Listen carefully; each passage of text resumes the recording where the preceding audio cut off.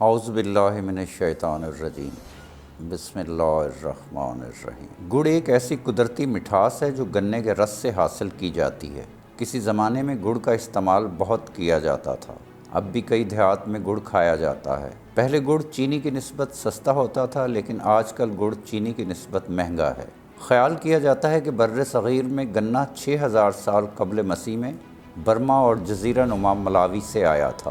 محققین کا کہنا ہے کہ گڑ بنانے کی شروعات کا مقصد گنے کی فصل کو محفوظ رکھنا ہے تاکہ قدیم انسان اپنے لیے سال بھر مٹھاس بہم پہنچاتا رہے۔ اقوام متحدہ کے ادارے برائے خوراک اور زراعت کے مطابق گنے سے بنائے گئے گڑ میں موجود معدنی نمکیات ضائع نہیں ہوتے، جیسا کہ چینی بنانے کے پیچیدہ عمل میں ہوتا ہے۔ جدید تحقیق کے مطابق گڑ میں carotene, nicotine, acids, vitamin A, vitamin B1، vitamin B2، vitamin C کے ساتھ ساتھ iron, calcium, zinc, magnesium, potassium, selenium, phosphorus اور دیگر معدنی نمکیات پائے جاتے ہیں۔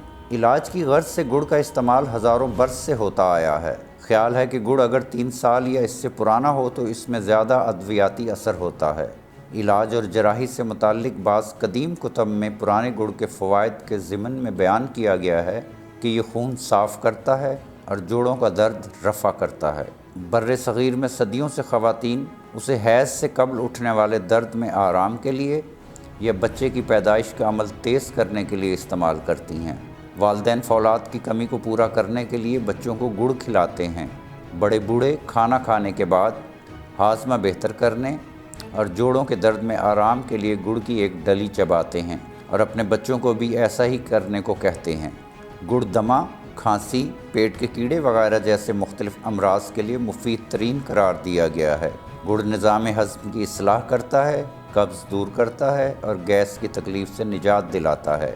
اسی طرح تھوڑا سا گڑ اور بھنا ہوا ادرک گرم پانی کے ساتھ سونے سے پہلے استعمال کرنے سے دائمی زکام اور درد سے افاقہ ہوتا ہے۔ شیرخوار بچوں کی مائیں جن کا دودھ بچوں کے لیے کافی نہ ہوتا ہو، وہ صرف اتنا کریں کہ دودھ کے ساتھ سفید زیرے کا سفوف اور گڑ صبح و شام استعمال کریں۔ اس سے دودھ کی مقدار بڑھ جائے گی۔ ہاضمہ تیز کرنے اور یادداشت بڑھانے میں گڑ کے حلوے کا استعمال بہترین ثابت ہوا ہے، لہٰذا وہ طلباء جنہیں سبق یاد نہ ہوتا ہو انہیں صبح و شام گڑ کا حلوہ استعمال کرنا چاہیے۔ گڑ میں موجود فولاد انیمیا کو بھی ٹھیک کرتا ہے اور خون میں ہیموگلوبن کی مقدار بڑھاتا ہے، جسم کی قوت مدافعت مضبوط کرتا ہے۔ سردیوں کے موسم میں گڑ اور کالے تل کے لڈو بنا کر صبح و شام کھانے سے ٹھنڈک کے خلاف جسم میں بھرپور قوت مدافعت پیدا ہوتی ہے۔ ذہنی دباؤ کی وجہ سے ہمارے معاشرے میں درد شقیقہ کا مرض عام ہوتا جا رہا ہے، اسے آدھے سر کا درد بھی کہتے ہیں۔ اس سے نجات کے لیے صبح سورج نکلنے سے پہلے اور رات کو سوتے وقت 12 گرام گڑ کو 6 گرام گھی میں ملا کر چند دن کھائیں۔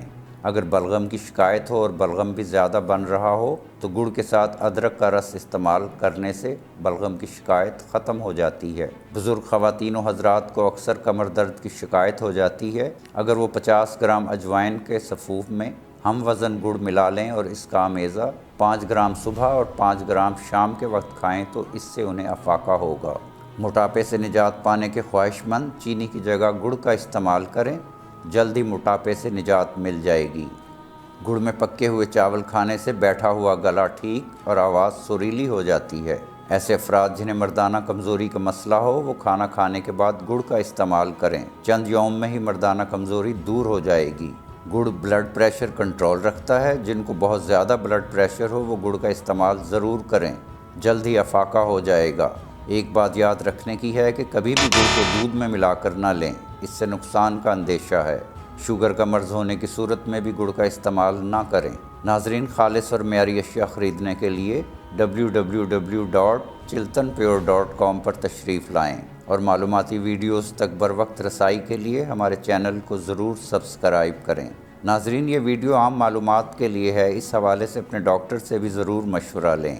آخر میں دعا ہے کہ اے بار الہ ہمیں سچائی پر قائم رہنے کی توفیق عطا فرما، آمین۔